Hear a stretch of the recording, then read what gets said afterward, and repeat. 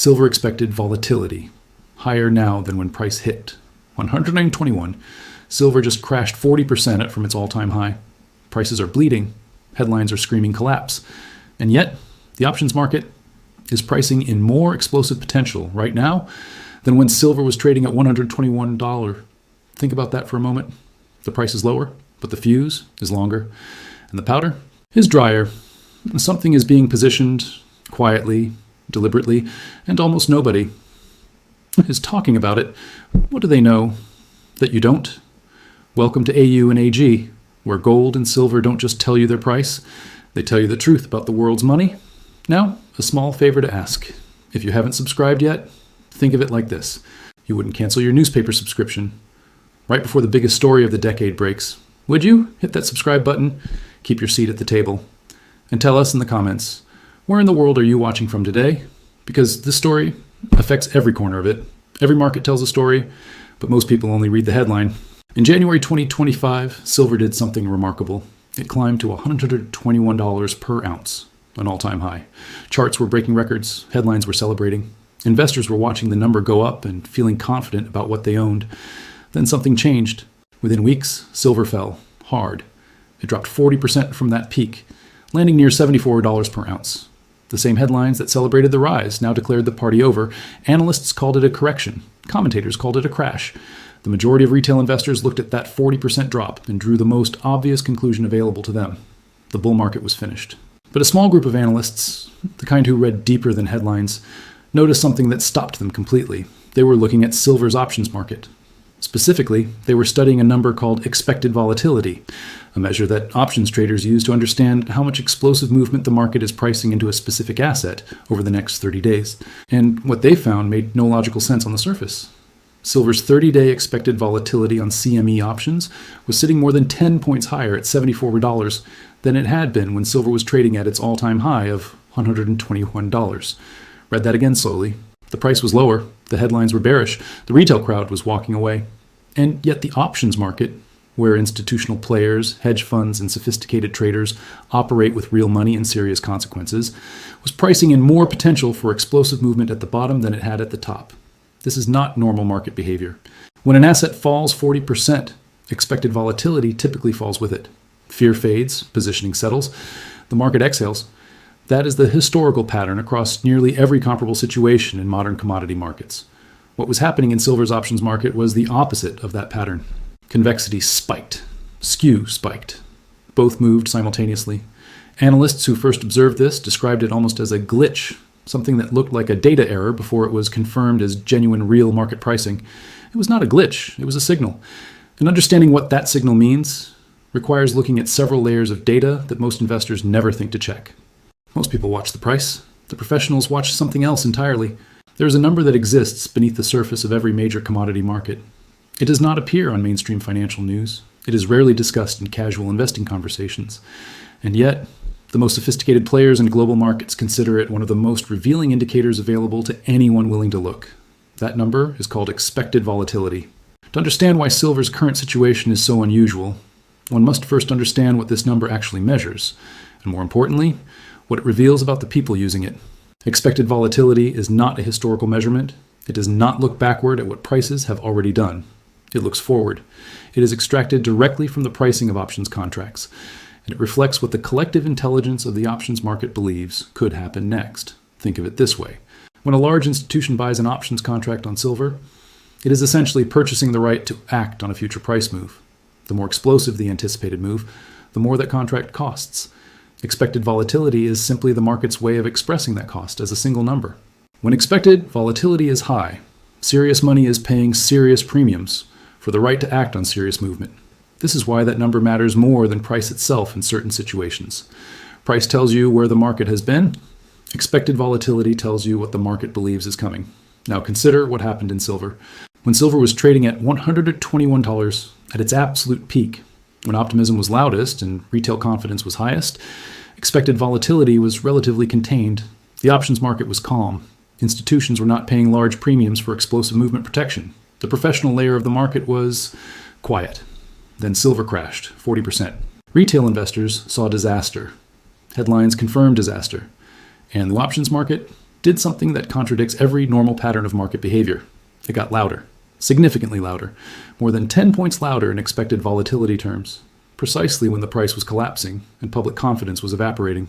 Institutions do not pay higher premiums on a falling asset without reason. They do not move capital into explosive movement contracts during apparent collapse, out of confusion or accident. They move because they are seeing something that the headline readers are completely missing. There is a rule that global markets have operated on for decades: one commodity, one price. It does not matter whether silver is being traded in London, New York, or Shanghai. The assumption built into the foundation of modern commodity markets is that the same ounce of silver carries roughly the same value, regardless of geography. Minor differences exist. Small premiums appear occasionally, but the core price remains unified. That rule is currently being broken. Not bending, not stretching, breaking. And the numbers are too large and too persistent to be explained away as a temporary technical anomaly. Here is what the data shows. Western spot silver is trading near $74 per ounce. That is the price most investors see. That is the number appearing on financial terminals, mainstream websites, and brokerage dashboards across North America and Europe. It is the price derived primarily from paper contracts, futures, derivatives, and synthetic instruments that represent silver without necessarily requiring physical silver to exist behind them. Meanwhile, in Shanghai, physical silver is trading near $86 per ounce on the spot market. Futures there are sitting near $88. That is a $12 to $14 premium above the Western paper price, and it has been holding firm even as the Western price continues its descent, $12 per ounce on the same commodity at the same moment in time. But the fracture runs even deeper than East versus West. Within the Shanghai exchange itself, physical silver is trading approximately 20% above the paper derivative contract on the very same exchange, in the same city, under the same regulatory framework. This detail is critical and cannot be overlooked. When physical and paper silver trade at a 20% gap on a single exchange, the explanation cannot be geography, it cannot be currency conversion, it cannot be logistics or shipping delay. The only explanation that fits the data is this: the physical market and the paper market are no longer pricing the same reality. One market is pricing silver as it exists on a screen, as a number in a contract, as a tradable instrument with no immediate obligation to deliver a physical object. The other market is pricing silver as it exists in the real world, as a finite physical element that someone needs to hold in their hand and is willing to pay significantly more to obtain it. Numbers can be misleading. A large number can appear significant, while meaning very little in practice. Markets are filled with large numbers that ultimately resolve quietly, roll over smoothly, and disappear without consequence. But occasionally, a number sits in a place where it has no business being that large, at a time when it has no business remaining that still. And that combination, size plus stillness, becomes the most important thing in the room. That is precisely what is happening right now in the COMEX silver futures market. March silver open interest currently stands at 58,778 contracts. Each contract represents 5,000 ounces of silver. The mathematics are straightforward and the result is staggering. 294 million ounces of paper silver, still open, still unresolved, with only 8 trading days remaining until something called First Notice Day on February 27th. First Notice Day is not an administrative formality. It is the moment when holders of futures contracts must begin demonstrating their intention, either to roll their position into a future month, close it entirely, or stand for physical delivery of actual silver, physical delivery against 294 million ounces. Now here is where the situation moves from notable to genuinely extraordinary. In every comparable cycle across modern COMEX history, open interest at this stage in the delivery calendar shows one clear and consistent behavior. It falls significantly. The mass roll begins weeks before First Notice Day. Contracts are closed or moved forward. Open interest shrinks in an orderly and predictable pattern that market participants have come to expect as routine. That pattern is not happening. The 58,770 contracts are sitting unmoved. The clock is running, and the open interest is completely still. 3 explanations exist for this behavior, and each carries its own weight. The first possibility is that the roll is simply delayed, and will happen rapidly in the remaining days before deadline. Markets have seen late rolls before. The second possibility is that certain large holders are deliberately waiting, using the deadline as leverage in a negotiation about price or delivery terms that happens away from public view. The third possibility is the one that makes experienced analysts pause longest, that a portion of those 294 million ounces is actually intended for delivery against a physical market that may not have the silver to fulfill it. Paper can be sold infinitely. A trader sitting behind a terminal can sell silver contracts all day, creating supply that exists nowhere in the physical world, pressing the paper price lower with each transaction, and face no immediate consequence from the physical reality of the metal itself. This is the mechanism that has governed silver pricing for decades, and for decades, it has worked. But there is a ceiling to how long any paper construction can ignore the physical world beneath it, and that ceiling is determined by one unavoidable force: industrial need. Silver is not gold. Gold is primarily a monetary and store value asset. The majority of gold ever mined still exists above ground in vaults, jewelry, and reserves. It circulates.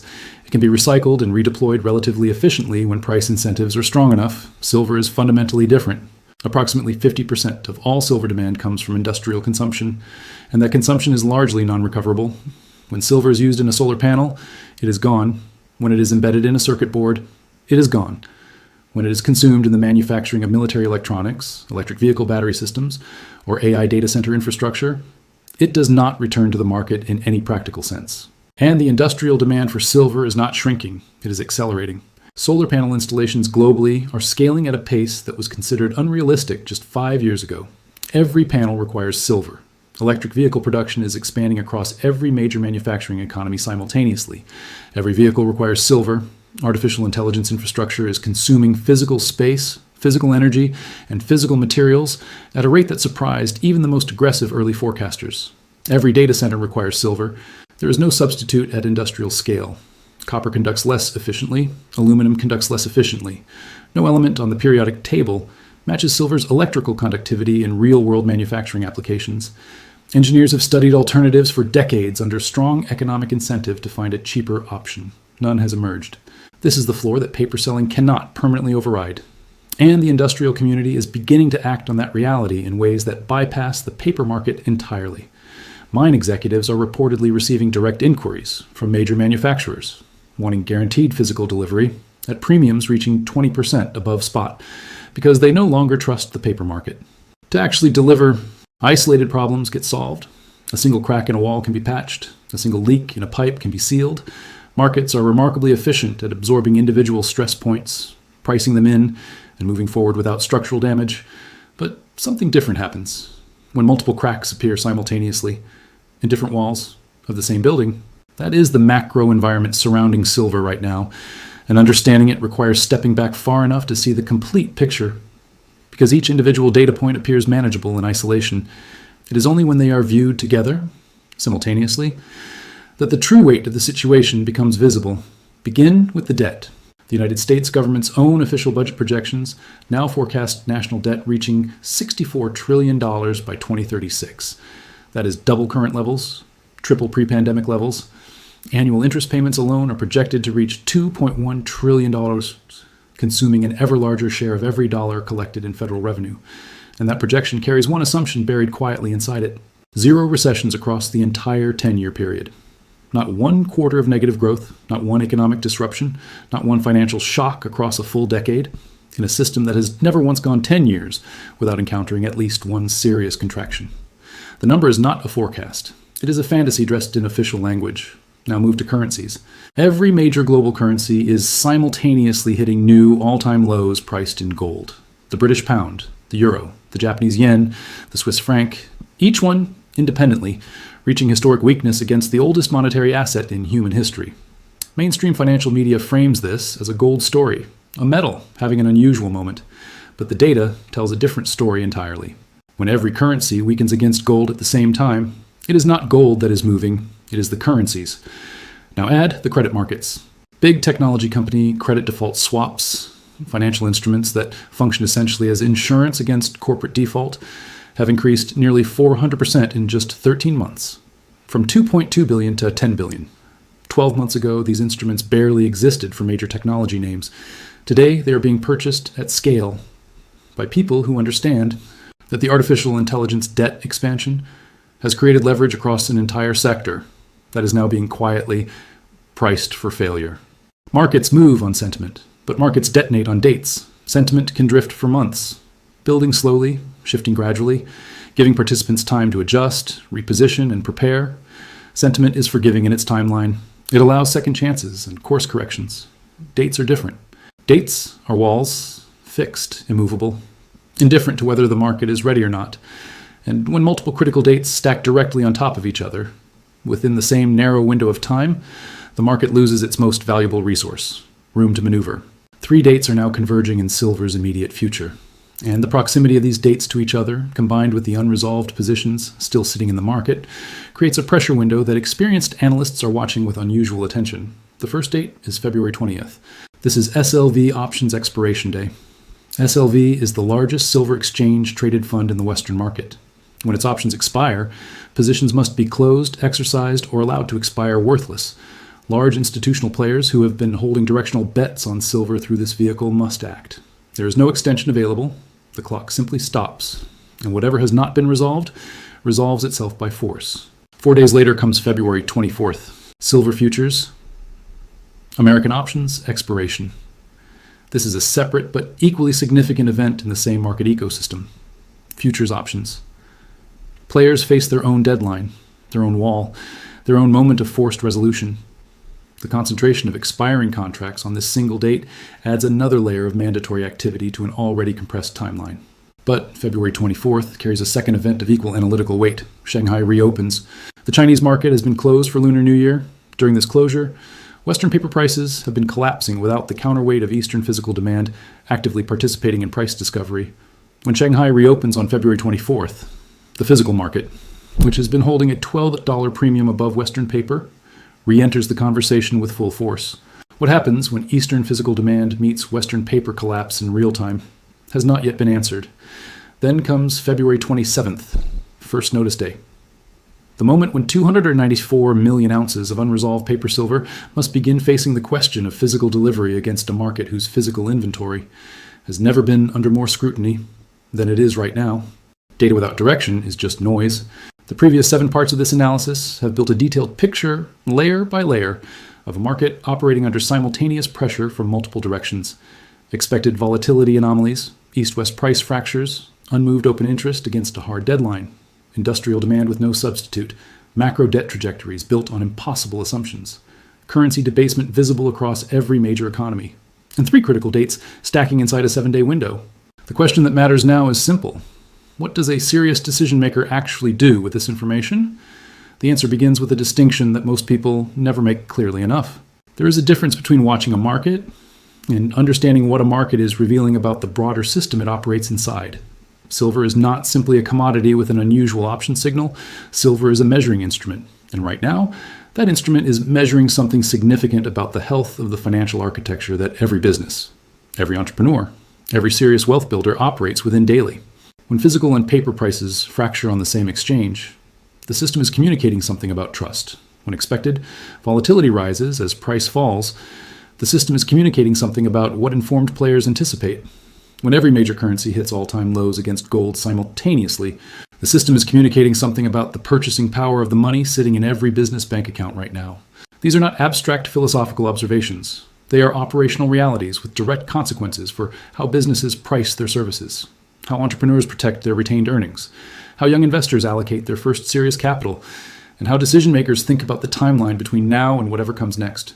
The most important skill this moment demands is not prediction. It is verification. Pull the CME open interest data directly. Read the official debt projections from primary government sources. Check Shanghai Exchange reporting yourself. Verify the currency performance numbers independently.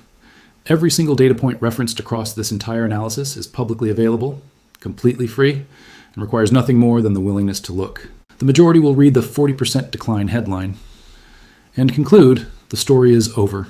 The informed minority will look at the expected volatility signal, the physical premium, the unmoved open interest, the converging dates, and the macro pressure building beneath every surface simultaneously. And understand that in markets, the most important moments rarely announce themselves. They simply arrive. For those who were already watching,